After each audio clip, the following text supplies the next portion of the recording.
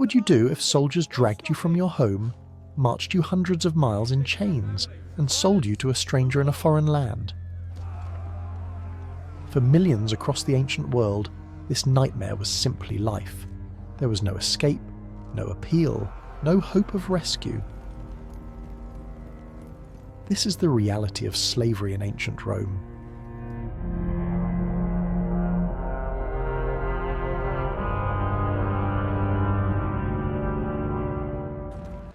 The aftermath of military conquest was Rome's greatest source of enslaved labour.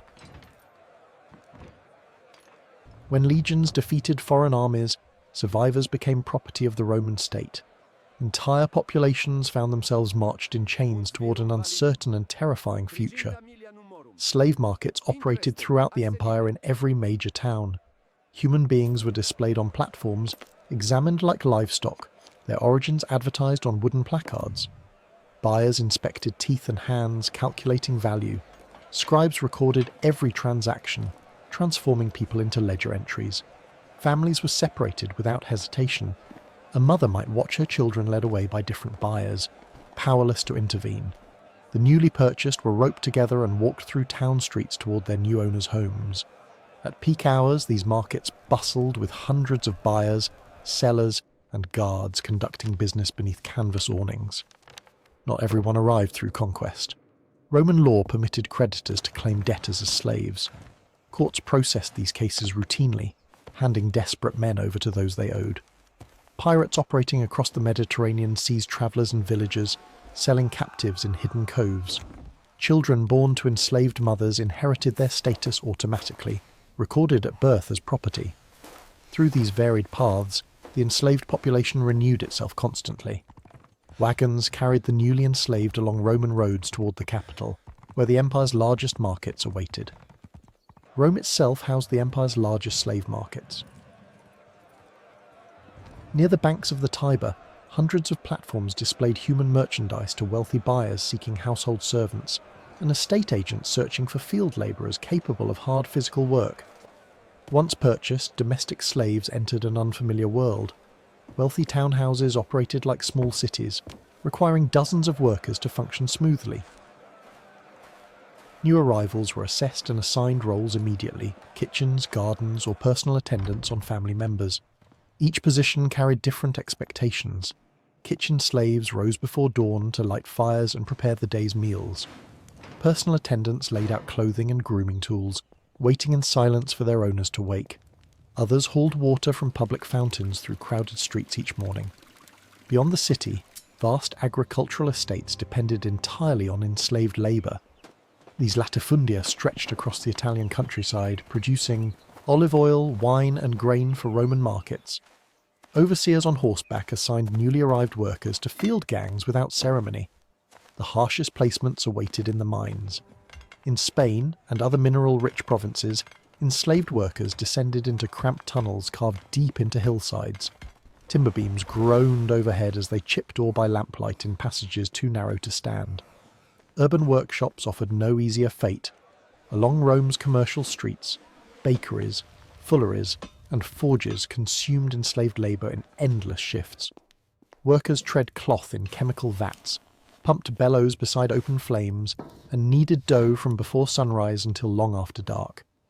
The placement of an enslaved person determined everything: comfort or suffering, survival or early death. A household servant might live decades in relative stability. A miner rarely lasted more than a few brutal years underground. Within wealthy households, enslaved workers maintained every aspect of daily comfort. At morning, they served food and wine while standing silently against walls, ready to respond to the smallest gesture. Personal attendants remained invisible until needed, always watching. Educated slaves held particular value. Greek captives often served as pedagogues, teaching children to read, write, and calculate. These trusted positions offered relative comfort, but demanded constant performance and patience. Domestic routines filled every hour. Slaves swept mosaic floors, polished bronze fixtures, and tended interior gardens. As daylight faded, they moved through corridors, lighting oil lamps one by one, preparing the house for evening activities. Life on agricultural estates followed harsher rhythms. Each dawn, Overseers unlocked the ergastulum where field workers slept, sometimes in chains. Workers walked to the groves carrying tools, supervised by overseers who carried whips as symbols of absolute authority. The olive harvest required coordinated labour. Teams beat branches with poles while others gathered fallen fruit into baskets below. At midday, workers received brief rest and simple rations, grain porridge eaten quickly in whatever shade they could find. Wine production demanded its own exhausting labour. Workers stood for hours in stone vats, treading grapes until their legs were stained purple to the knee, the juice flowing for fermentation. The mines offered no such seasonal rhythm, only endless darkness and danger. Workers chipped ore from rock faces in tunnels too cramped to stand, then hauled heavy baskets up wooden ladders toward distant daylight. Few survived more than several years. Urban workshops consumed lives as steadily. Blindfolded slaves walked circles pushing mill wheels. Fullers tread cloth in vats of urine and chemicals until their skin cracked and bled. Control over enslaved people required constant vigilance. Each morning, household managers inspected domestic slaves for cleanliness and readiness. On rural estates, mounted overseers watched field workers from horseback, whips visible at their saddles as reminders of authority. Slaves moving through cities wore bronze collars inscribed with their owner's name. Guards at city gates checked these collars against records, preventing unauthorized movement and tracking runaways. Every enslaved person existed as an entry in an account book. Record keepers maintained detailed inventories, names, ages, values, duties, treating human beings as property no different from livestock. Punishment for disobedience was public and severe. Whipping posts stood in farm courtyards where all could see. Runaways faced branding on the forehead with letters marking them as fugitives forever. Notice boards displayed descriptions and rewards for escaped slaves, turning citizens into potential slave catchers. Condemned slaves joined chain gangs repairing roads under armed military guard. These crews laboured in iron shackles, visible warnings to any who might consider resistance. Yet within this brutal system, hierarchy existed among the enslaved. Educated Greek slaves read literature aloud to owners in private libraries. Secretaries took dictation on matters of business and politics. Slave physicians treated illness and injury with professional skill. Chief stewards managed entire households, holding keys and directing other slaves with genuine authority. Accountants tracked complex transactions for merchant owners.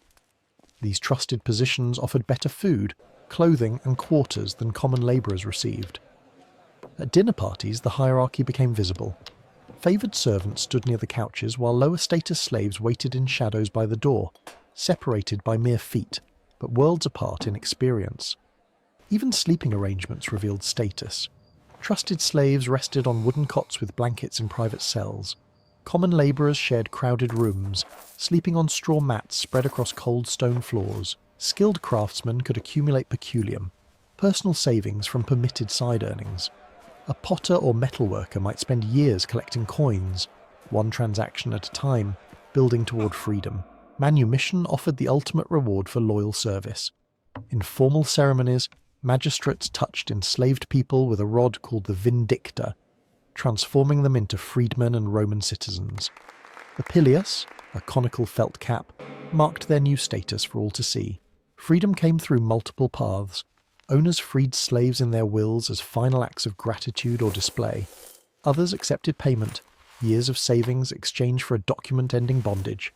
Families separated by slavery sometimes reunited on magistrate steps, embracing as free people at last. Yet freedom brought obligations, not independence. Freedmen owed ongoing duties to former owners, now called patrons. Each morning they joined the salutatio, greeting their patron and receiving instructions or small payments in return. Some freedmen prospered remarkably. Former slaves opened bakeries, workshops and trading firms, purchasing slaves of their own. The tomb of Eurysaces, a freedman baker, still stands near Rome's gates, its bread oven architecture proclaiming his success for eternity. Their children faced no legal disability. Sons of freedmen wore the toga of citizens and attended schools alongside freeborn boys. Within a generation, slave origins could disappear entirely, but the system never ended. As freedmen rose, fresh captives arrived constantly, from conquered territories, from pirate ships, from debtors' courts. Rome's empire demanded labour, and slavery provided it without interruption.